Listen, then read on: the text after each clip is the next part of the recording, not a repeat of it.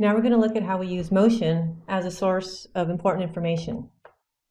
One way is by watching the pattern of movement in others, and this is something that we can do for all animals.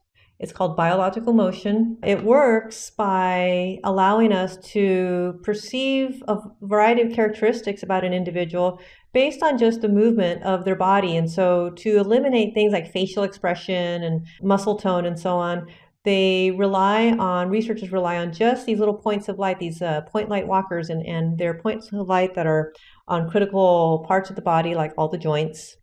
And so let me show you what that kind of looks like. And so I'm going to put this individual into motion.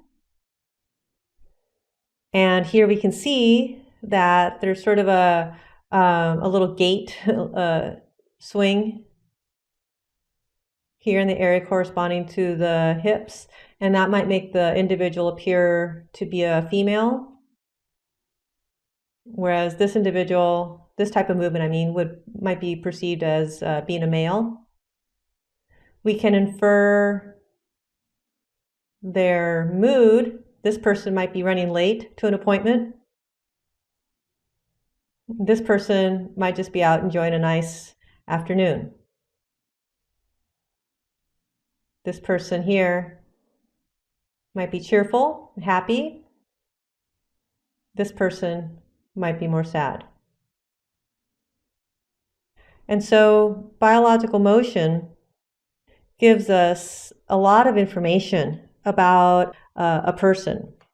Similarly, when we are moving through the environment, we can derive important information about the speed and the direction that we are moving. So in this case, it's our own movement that is generating these cues. These cues are referred to as optic flow. And so here's an example. Like if you're just on this nice dirt road here or dirt path, and it looks kind of forested, imagine you're going for a nice jog in this really pretty place. And it's very, a lot of trees and stuff. And you're running along this dirt path. The trees are flowing past you. But there's this point here in the middle that is the direction that you're heading. And so if there's a tree right in front of you, it's not going to flow past you. Instead, it is going to appear to get closer and closer. And when it does that, it's going to get larger in your field of view. And that becomes what's called the focus of expansion. Everything else will flow past us, creating the sense of optic flow. So it creates a set of cues that tell us, the speed at which we're traveling and the direction that we're traveling. And I can demonstrate this just using very simple cues like provided through these lines. And here you can see that they're giving the sense that we're moving forward. I can change the direction, and now it looks like we're going backwards. Now, researchers have been interested in how optic flow affects us, and one question is, can optic flow affect our balance? And it turns out that it can.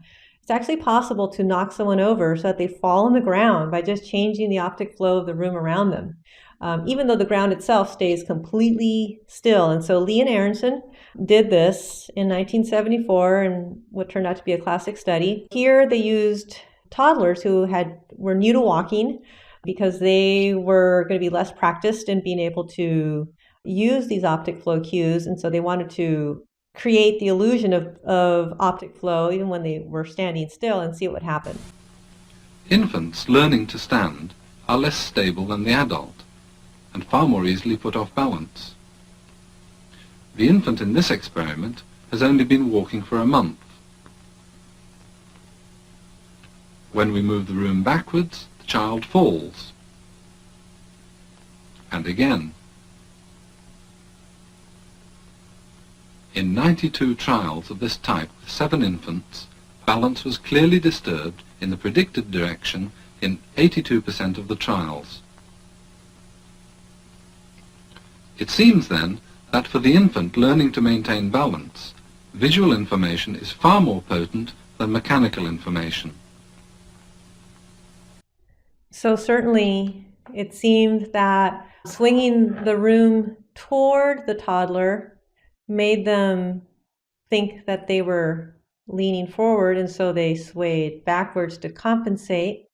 So yes, just the surroundings that we're in, if we are tricked into thinking that we are moving through optic flow cues, we can even lose our balance. And there are amusement park rides that use these types of cues where you're not actually moving, but you are in an environment where it looks like things are flowing past you. And in some cases, people can't even get dizzy as a result of that. So, excuse me, you don't seem to understand. I am not the captain. I am C-3PO. 1401, cleared for takeoff. Contact departure on frequency 429. Wait!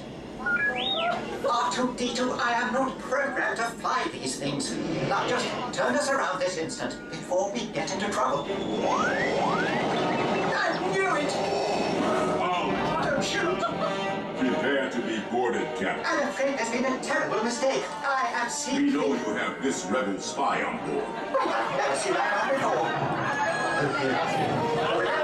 Don't underestimate my power. I want that spy. Someone could get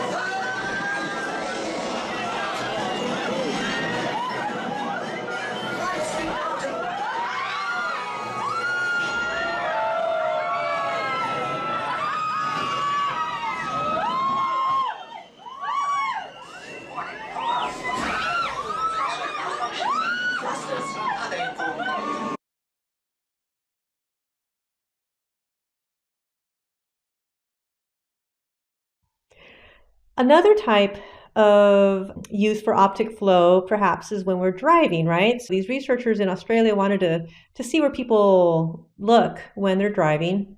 And it turns out that when drivers are just heading straight, they tend to look pretty close to the focus of expansion. So if when a person's walking, they tend to look right at the focus of expansion.